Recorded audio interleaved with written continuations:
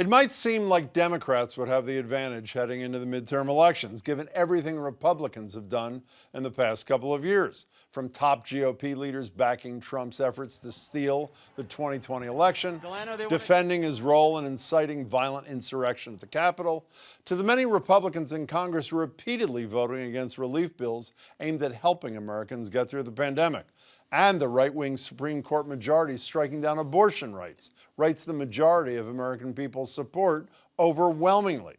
Given all that, you might think the Democrats would be in a pretty good position right now. But a new poll from the New York Times is telling a very different story.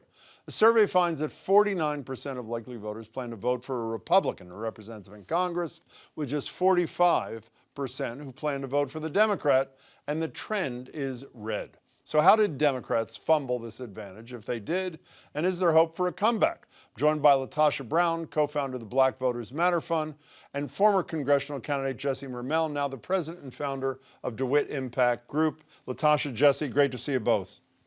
Thank you for having me. LaTosha, let me start with you and add a couple of more items to that list. The Republicans are responsible for the disappearance of the poverty-eliminating child tax credit. We know about that. There was not one Republican vote for the nearly $2 trillion in COVID relief, including $1,400 checks. So with that mass of bad news for the Republicans and good for the Democrats, why are things trending away from the Democratic candidates?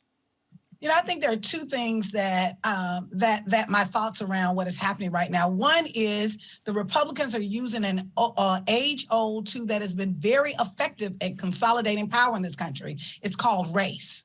That ultimately you can go back from Reconstruction all the way up to where we are currently now. And it doesn't matter whether, you know, at times it's been the Republican Party, at times it's been the Democratic Party, that race has a way of weaponizing and consolidating white support, regardless, particularly if it's rooted in white fear and this idea that white people particularly will lose power in this country. We've seen it over and over again, you know, so I think that that's one level. The second level is, I think we have to really be fair around messaging. That part of what we've seen is we've seen one party that's been very clear, align itself with white nationalism and a particular set of interests. And then you have another party that what you see the breadth of this party has people of color. This party, you know, is supposed to represent LGBTQ community. This party is supposed to represent a much broader base. In any other nation, you would have a multi-party system that literally would have coalition politics. So you have a party that has a much more difficult job to create, to really be able to speak to a message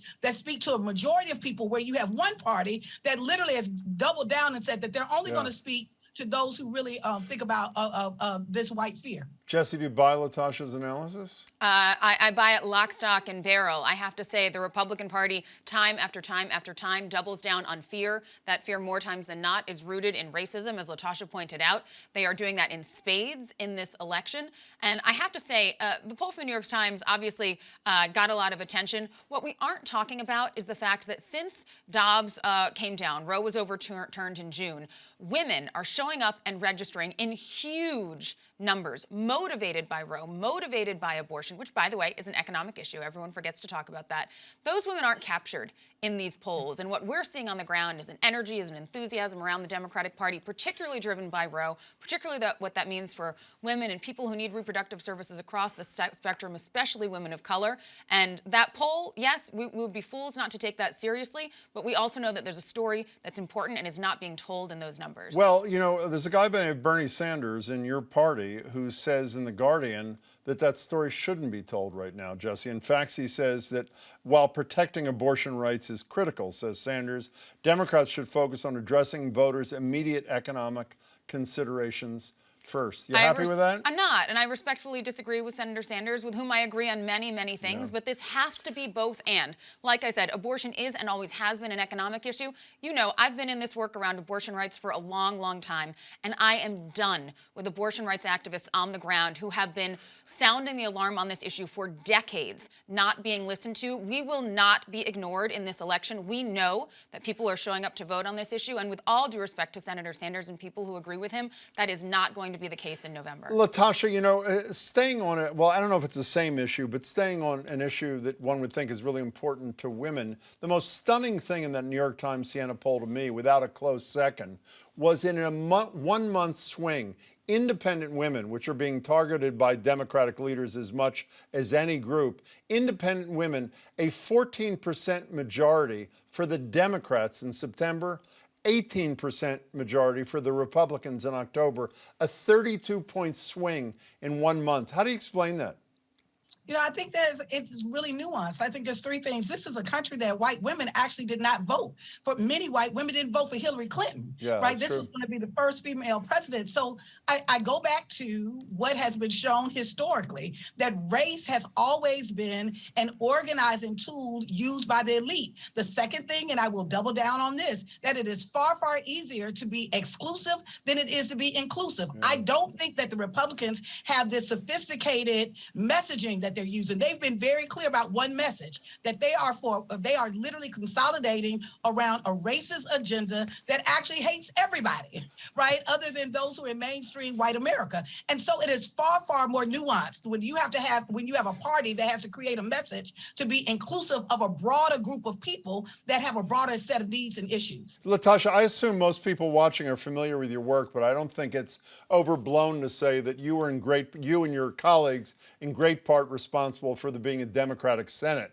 in light of the work that you did in Georgia. And I know this round you're in places like Georgia, Florida, Ohio, Pennsylvania. I'm sure you're sick and tired of this question, so one more time. There's a growing body of conventional wisdom that black voters who delivered that victory to the Democrats in 2020 feel ignored in between and won't turn out in similar numbers in 2022. Are those people right?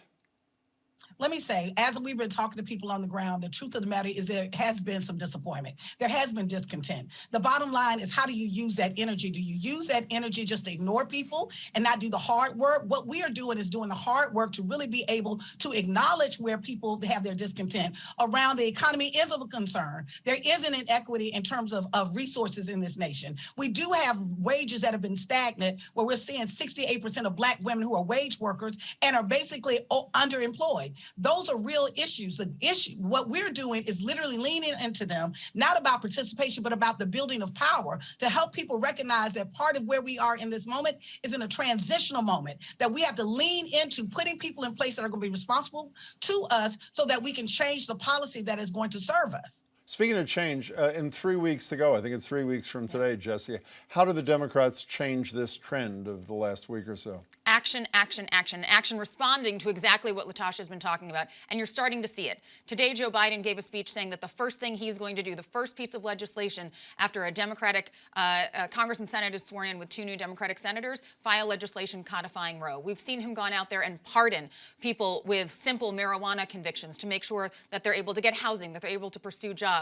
We've seen him cancel student debt up to $10,000, $20,000 for Pell Grant recipients, largely thanks to, by the way, movement leaders and folks like Ayanna Pressley and Elizabeth Warren here in Massachusetts.